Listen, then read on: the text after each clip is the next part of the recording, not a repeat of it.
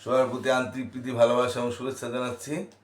যারা আজকে নতুন কানেক্ট হইলা তাদের রইল শুভকামনা এবং আশা করি তোমরা পাঠ দেখে অঙ্কে ট্যালেন্ট হওয়ার চেষ্টা করো, ভালো হও এবং অঙ্কে ভালো নাম্বার পাও, এই কামনা করি।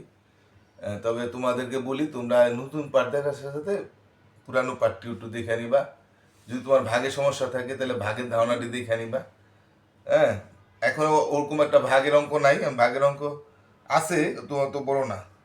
আর তোমাদের একটা কথা বলি, সবসময় বলছি তোমাদের যে সবসময় ছবিটার বড় করে দেখবা, ঠিক আছে? পর্দাটা বড় করে দেখলে ওটা মানে এটা ভালো হয়, তোমরা এরকম বড় করে দেখবা। হ্যাঁ, বড় করে দেখলে তুমি ভালো দিক বুঝতে পারবা, ঠিক আছে? আচ্ছা, তাহলে ঠিক আছে, আমি আর বেশি কথা বলতে চাই না। আগামীকাল 21শে ফেব্রুয়ারি আমাদের মহান ভাষা দিবস, মাতৃভাষা দিবস, আন্তর্জাতিক মাতৃভাষা দিবস হিসাবে স্বীকৃত পাইছে। কারণ এই দিন আমাদের বাংলা ভাষা মাতৃভাষাকে পরিবর্তে উর্দু ভাষা করতে চেয়েছিল তৎকালীন পাকিস্তান সরকার। তো তার বিরুদ্ধে আমাদের ছাত্ররা গর্জে উঠেছিল এবং তাতে অনেকে শহীদ হয়। সেই শহীদদের উদ্দেশ্যে এই গানটা, সেটা 21শে ফেব্রুয়ারি ছিল, সেই উদ্দেশ্যে এই গানটা আবিষ্কৃত হয়েছে। একটু গাই আর কি, অন্য দিতে পারটা আর গাবো না, কারণ তাহলে আবার পার্টি সমস্যা হয়ে যায়। আমার ভাই রক্তে রাঙানো 21শে ফেব্রুয়ারি, আমি কি ভুলিতে পারি? ছেলেহারা শত মায়ের অশ্রু গড়ায় ফেব্রুয়ারি, আমি কি ভুলিতে পারি? আমার সোনার দেশের রক্তে রাঙানো ফেব্রুয়ারি, আমি কি ভুলিতে পারি?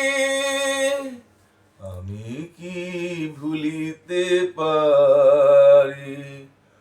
আমার ভাই রক্তে রাঙানো 21শে ফেব্রুয়ারি,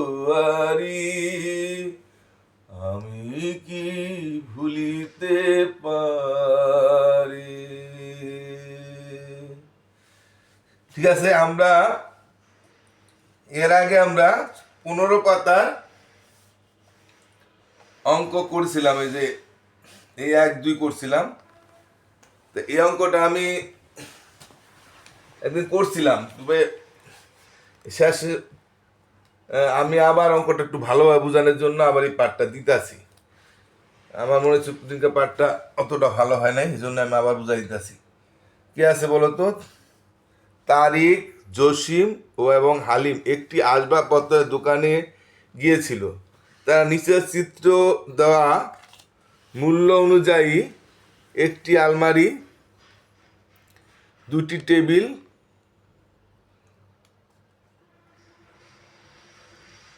এবং 8টি চেয়ার কিনল। মোট মূল্য 3 জন সমানভাবে ভাগ করে দিল। প্রত্যেকে কত টাকা করে দিল? আবার দেখি আমরা, তারিক, জসিম এবং হালিম মানে 3 বন্ধু একটি আসবাবপত্র দোকানে গিয়েছিল। তারা নিচের চিত্রে দেওয়া মূল্য অনুযায়ী একটি আলমারি কিনছে, 2টি টেবিল কিনছে, 8টি চেয়ার কিনলো এবং মোট মূল্য 3 জন সমানভাবে ভাগ করে দিল। প্রত্যেক কত টাকা করে দিল? তাহলে এখানে আলমারিটা, এই যে চিত্রটা দেখো, চিত্রে আলমারিটার মূল্য কত দিয়া দিছে? 8700 টাকা মানে। তারপর টেবিলের মূল্য কত দিছে? 2100 টাকা। চেয়ারের মূল্য দিছে কত? 750 টাকা। হ্যাঁ, তাহলে কি কিনছে?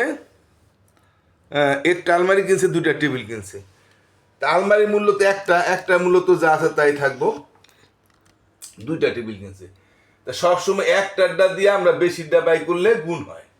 হ্যাঁ, আমি বলছি যে একটা কলমের দাম 5 টাকা, তাহলে 3টা কলমের দাম 3×5 = 15 টাকা। হ্যাঁ, যদি একটি জমি কিনতে তোমার 2 লাখ টাকা খরচ হয়, একটা জমি কিনলা, ওরকম যদি আরো 4টা জমি কিনো তাহলে 4 দোকানে 8 লাখ টাকা যাবো না?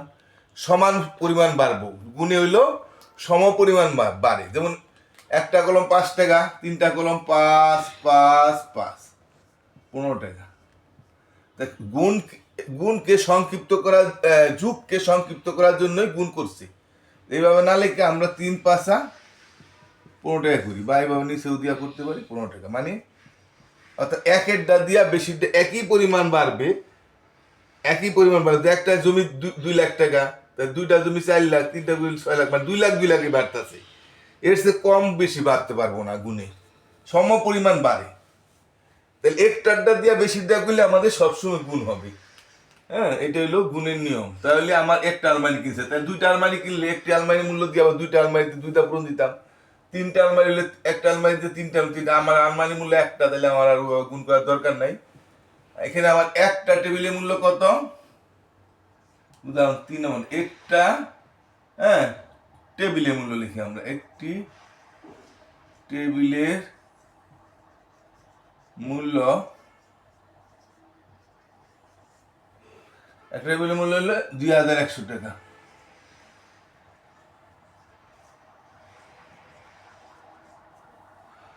তো টেবিল কিনছে কয়টা?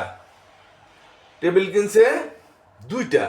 যদি 3টা কিনতো তাহলে 3টা পূরণ, 4টা কিনলে 4টা পূরণ হতো। 2টা কিনছে 2টা পূরণ নেবো।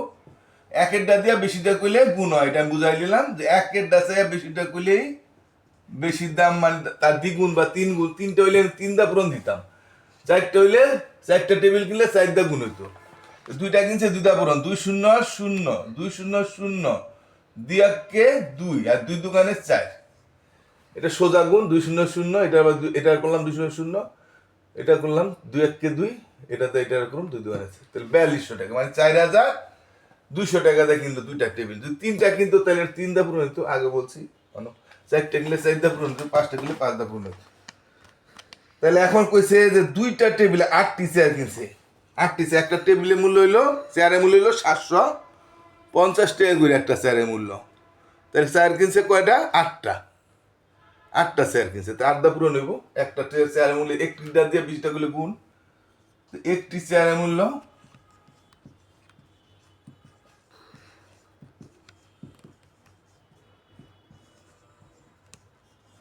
একটা চেয়ারের মূল্য হলো 750 টাকা, তাই না? তাহলে চেয়ার কয়টা? চেয়ার কিনছে 8টা। 8টা কিনছে 8টা পূরণ, 4টা কিনলে 4টা পূরণ হইতো, 6টা কিনলে 6টা পূরণ হইব। মানে একটারটা দিয়া যত বেশি করব তত বেশি পূরণ। একটারটা দিয়ে বেশি লিখলাম, আবার বইলা দিলাম, একটা বেশি পূরণ। 8 0 0 5 আর 40 শূন্য, হাতের হইল 4, 7 আর 56 4 60। এই যেটা যেটা পূরণ করবো 8 0 0, আবার এটাতে করবো 5 আর 40 শূন্য, হাতের হইল 4, 7 আর 56 4 60। এইভাবে গুণ করতে পারলে ভালো। আর নাহলে যে এমনি যদি আমরা না পারলে আমরা এমনি গুণ করে ফেলতে পারি একই। 8 0 0 5 আর 40 শূন্য, হাতের হইল 4, 7 আর 56 4, তারপর 7 আর 8 59 60। দেখছো? আচ্ছা, এইভাবেই পারবো আমরা। ওভাবে না পারলে ওভাবে করবো, আর কি করবা। হ্যাঁ, তাহলে এখন এই যে কিনলো একটা টেবিল, 2টা টেবিল, 8টা চেয়ার আর একটা আলমারি। একটা আলমারি কিনছে, তাহলে তো আর গুণ দিতে হবো না। যদি তুই 2টা আলমারি করতো বা 3টা আলমারি করতো তাহলে গুণ হতো। তো একটা আলমারির মূল্য হইলো কত? এখানে দেওয়া আছে, এই যে 8700 টাকা আলমারির মূল্য। তাহলে একটা আলমারি কিনলো, আলমারির দাম হইলো, আলমারি কিনলো বা দাম হইলো একই কথা, কত টাকা দিয়া? 8700। আবার এভাবে না লেখা, তাহলে মোট মূল্য লেখা দিতে পারে একবারে, তাহলে আর ভেজাল হয় না। নাহলে এমনি লিখলে এমনি লিখতে পারো। তারপর হইলো টেবিল কিনলো,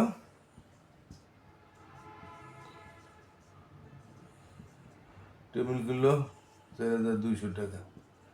তারপরে চেয়ার কিনলো 6000 টাকা। তাহলে এভাবে লিখতে পারো মোট মূল্য। মোট দাম হইলো কত? মোট দাম মোট দাম বা মোট মূল্য যেটাই লেখো, দাম লেখ লইব, মূল্য লেখ লইব। 0 0 এটা যোগ করতে আছে, এটা যোগ দিয়ে দিই বুঝতো। 0 0 7 8 2 9 6 4 10, 10 আর 8 18, অর্থাৎ 18,900 টাকা দিয়া তার দাম হইল। এখন এই 18,900 টাকা তো হইলো, কিন্তু এটা তো 3 জনে ভাগ করে দিতে কইছে, তো এই টাকাটা 3 জনে দিছে না। তাহলে প্রশ্ন মতো লিখে দাও, একটু একটু ভালো হয়, অথবা সরাসরি 3 ভাগ দিলে হয়ে যেত গা, তো এটা ভালো হয় না। প্রশ্ন মতে 3 জনে দিল,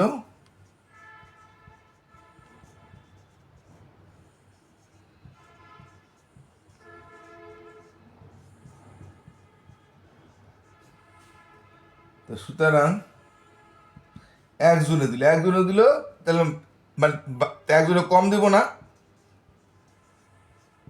3 ভাগের 1 ভাগ টাকা দিব না। তা 3-এর ডা দিয়ে আবার 1-এর ডা ভাগ করতে হলে গুণ হয়, ভাগ হয়। যেমন 1-এর ডা দিয়ে বেশি ডা ভাগ করলে যেমন গুণ হয়, আবার যদি 2টা টেবিলের মূল্য এত টাকা, তাহলে একটা টেবিলের মূল্য কত, তাহলে আবার ভাগ হইতো 2টা। তো 3-এর ডা দিয়ে 1-এর ডা ভাগ করতে হইলে ভাগ হয়, আর যদি 1-এর ডা দিয়ে 3-এর ডা ভাগ করতে হইতো তাহলে গুণ হইতো। তাহলে 3 ভাগের 1 ভাগ দিছে টাকা, এই জন্য সমান ভাবে দিল। এটাই 3 দা যদি আমার প্রথমে 1 সুট হতো, 2 গণ নিম না ভাগের সময়, 318, তারপর 9 কাটলে 3 3 9, তো 2 শূন্য মজা না 2 শূন্য, এটা কি আর অন্য ভাগ করার দরকার আছে? একদম সোজা ভাগ। আর নাইলে দেখো একটু ভাগটা দেখো, 1 8 9 0 0, এই দেখো প্রথমে 1 গজ ছুট হইলে আমরা 2 গণ নিই, তাই 3 6 18 বই না গেছে। তারপর 9 কাটলাম, 3 3 9, তারপর 0 কাটলাম, যায় না, পড়লো 0 0 নিচে একটা 0 দিতে পারো, যদি এটা হলো ভাগের নিয়ম আর কি। আবার 0 যা পড়লো, আবার 0 নিচে 0, তো এগুলো তো দেওয়ার দরকার পড়ে না, এটা কারণে তোর ভাগে দেখানোর কিছু নাই, এই জন্য তাছাড়া ঠিক আছে। তাহলে এক এক বন্ধু এত টাকা করে দিল, ঠিক আছে। উত্তর প্রত্যেককে 6,300 টাকা করে দিল, এত টাকা করে দিল। কলম বাংলা রে। উত্তরটা তোমরা লিখে দিল, তাই আমি লিখে দিলাম এবার, ঠিক আছে। এটা তো সোজা অঙ্ক, তাহলে বুঝতে পারছো আশা করি। আর বেশি বুঝাইতে গেলে সময় যায় না, তোমরা আবার না বুঝলে আরেকবার টাইম না দেখবা। এইবার পরে একটা অঙ্ক দিছে, এই অঙ্কটা কিন্তু একই নিয়ম, তোমরা একা একা ওই অঙ্কটা দেখার পরে তোমরা এই অঙ্কটা নিজে নিজে আগে করার চেষ্টা করো, তারপরে না পারলে তারপরে আমারটা দেখবা, ঠিক আছে। আমি আপাতত করে দিতেছি। 5 জন লোক আসবার পথে দোকানে গেলেন, তারা উপরে চিত্র অনুযায়ী, একই চিত্র অনুযায়ী দেওয়া মূল্য অনুযায়ী সে 2টা আলমারি কিনছে। আগে এখানে কিনছিল 1টা আলমারি, এখানে কিনছে 2টা আলমারি, 3টা টেবিল এবং 12টা চেয়ার কিনলেন, এবং মোট মূল্য তারা 5 জন সমভাবে ভাগ করে দিলেন। প্রত্যেক কত টাকা করে দিলেন? ওরা যে 3 জনে ভাগ করে দিছে, এটা হচ্ছে 5 জনে ভাগ করে, তো 5 দা ভাগ হইব, আর 3 জনে কিছু 3 দা ভাগ হয়েছে। আর ওখানে যেমন 3 বন্ধু গেছিল, 5 বন্ধু গেছে, 5 জনে ভাগ করে দেবো। তাহলে এখানে একটা আলমারি সে আগের মূল্যই, তাহলে একটি আলমারির মূল্য কত? এটা আমার যেহেতু তার 2টা আলমারি কিনছে, সেহেতু আমার এটা লিখতে হইব। 3টা কিনলেও লিখতে হইতো। একটি আলমারির মূল্য হলো, একটা আলমারির মূল্য হইলো কত টাকা? এই যে 8,700 টাকা দেওয়া আছে, এই চিত্রের মধ্যে দেওয়া আছে না। তাহলে এখন যদি 3টা আলমারি কিনতো, তাহলে 3 দা পূরণ দিতাম, 4টা কিনলে এখানে 4 লেখা 4 দা পূরণ দিত। যেহেতু 2টা আলমারি কিনছে, সেহেতু আমার এখানে 2 লিখবো, 2 দিয়ে পূরণ হইব। বুঝতে পারছো? 3টা আলমারি করলে এখানে 3 হইতো, এখানে 3 দা গুণ হইতো। 4টা আলমারি তো এখানে 4 লেখা, এখানে 4 দা গুণ হইতো। তো 2টা দা কিনছে, 2 দিয়ে পূরণ হবে, 2 0 0 2 0 0, 2 দা 7 পূরণ করবা, 7 2 14 আছে, হাতে হইলো 1, আবার 2 দা 8 8 2 16 1 17, এইভাবে গুণ করা শিখতে হইব। সবসময় নিচে 2 ভাবেই গুণ করা শিখতে হইব। খাড়া যোগ করা শিখতে হইব। খাড়া যোগ কি? যে এককের ঘর, তারপর দশকের ঘর, তারপর শতকের ঘর, তারপর হাজারের ঘর, তারপর উজুতের ঘর, যত ঘর আছে আস্তে আস্তে। তাইলে এখানে আবার কি কইছে? 2টা আলমারি কিনছে আর 3টা টেবিল কিনছে, 3টা টেবিল কিনছে না, এই যে 3টা টেবিল কিনছে, 3টি টেবিল, আর 12টা চেয়ার কিনছে। তা 3টা টেবিল, একটা টেবিলের মূল্য কত? একটি টেবিলের মূল্য হইল কত? 2100 টাকা।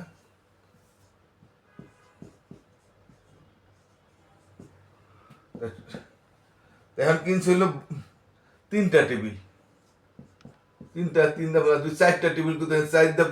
চার লেখে এখানে 4টা পুরো হইতো, যেহেতু 3টা কিনছে তাই 3টা পুরো নেব। 4টা কিনলে 4, 5টা হইলে 5 লেখে 5টা পুরো হইতো। তো 300, এই যে এককের গড় পুরো, তারপর দশকের গড়, তারপর শতকের গড় 3 তারপর হাজারের গড় 3 আছে, এইভাবে 6300 টাকা দিয়ে কিনছে। হ্যাঁ, তারপর কিনছে 12টা চেয়ার। একটা চেয়ারের মূল্য কত? এই যে একটিটা দিয়ে বেশিটা করলে গুণ হয়। একটি চেয়ারের মূল্য কত? 750 টাকা। তো কয়টা চেয়ার? এখানে যে 12টা চেয়ার কিনছে, যদি 8টা কিনতো, 8টা আধা পূরণ হইত, এর 8 লিখতাম, 7টা করলে 7 লেখে 7টা পূরণ হইতো, 12টা কিনছে 12টা পূরণ। যদি কত 7টা চেয়ারের মতো, 7 লেখে 7টা পূরণ, 8টা চেয়ারের মতো 8 দেখুন, 3টা করলে 3টা পূরণ হইতো, একই যেটা করবো এটাই। তাহলে এইবার 750 12টা কিভাবে গুণ করবো? আমার 750 12টা গুণটা একটু দেখাই দিই, এখানেই করি। এটা নিচে নিচে না করলে পারা যাবো না। 2 সংখ্যার গুণ, 2 0 0, 5 2 10 0, 7 2 14 রাখে 15, 1 0 0, 5 1 5, 7 1 7, 0 0, 5 5 10 0, 7 7 8 9, এই 9000 টাকা। ঠিক আছে, তাহলে এখন আমরা একবারও লিখে দিতে পারি। তো 3টা জিনিসের মূল্য, মোট মূল্য কত হইলো? সুতরাং মোট মূল্য হইলো, একবার লিখে দিই আমার, আর ওটা এইভাবে এইভাবে লিখলো হইব।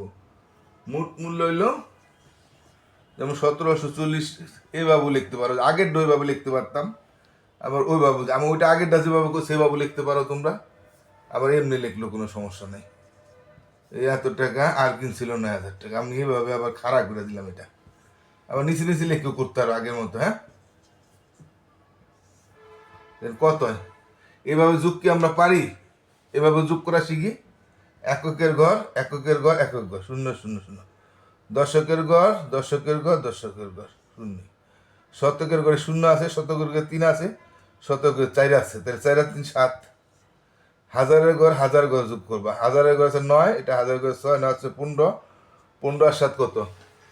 এই যে 15, 7 ঘর 15, 16 17 18 19 20 21 22, 22-এর নামে 2, হাতে হইলো 2, হাজারের ঘরে নাই, শুধু হাজারের ঘরে না আছে 2 আর 1 3, তাহলে কত হইলো? 32,700 টাকা দাম হয়েছে মোট। এটা আবার 5 জনে ভাগ করে দিছে না? তাহলে 5 জনে দিল কত? 5 জন এই টাকাটা দিছে, 5 জনে দিল 32,700 টাকা। তাহলে একজনে দিল কত? একজনে দিল 32, এটা 5 দা ভাগ হবো, তাহলে এই ভাগটা তো আমরা পারি, এই যে 2 সংখ্যা নিব, 5 6 30, দিল 2, আনলাম কেটে 27, 5 5 25, থাকে 2 20, 4 5 20, এই যে 6,540 টাকা। উত্তর 6,500, উত্তর 6,540 টাকা লেখা। আর এই ব্যাগটা যদি না পারো, আমি এই ব্যাগটা একটু দেখাই দিই, দেখো যে হ্যাঁ 3 2 7 0 0, এটা যদি আমরা ভাগ করি, প্রথমে 3 ছোট না 2 ঘর নিব, তাই না?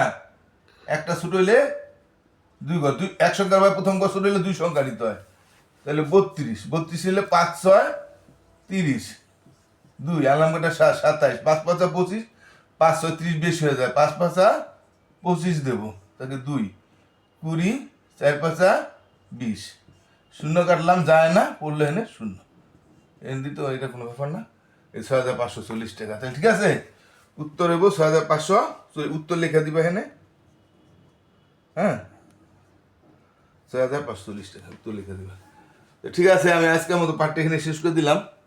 আগামী এখন তো কয়েকদিন এক নাগারে তোমরা 5-এর পোলাপান পাঠ পাইবা, তো প্রতিদিন তোমরা চোখ রাখবা। হ্যাঁ, আর আর তোমাদের আবার বলি, যারা যারা নতুন কানেক্ট হয়েছ তারা পুরান পাঠগুলি গুণের ধারণা ভাগের ধারণাগুলি দেখে নিবা। একদিনে হয়তো 2-3টা দেখে ফেলাইলা, তাহলে তোমরা গুণ আর ভাগটা পাক হয়ে গেলে তারপর যে কোনো অঙ্ক সহজে পারবা। আর যদি তাহলে তোমাদের ভালো হবে। আর যারা পারো গুণ ভাগ একবারে পাক হয়ে গেছো, তাগুলো লাগবে না। আর না হলে তোমরা ওই আমার গুণের আর ভাগের ধারণাটা দেখে নিও, ঠিক আছে? তো আজকের মতো এখানে শেষ করি, তোমরা সবাই ভালো থাকো, টাটা।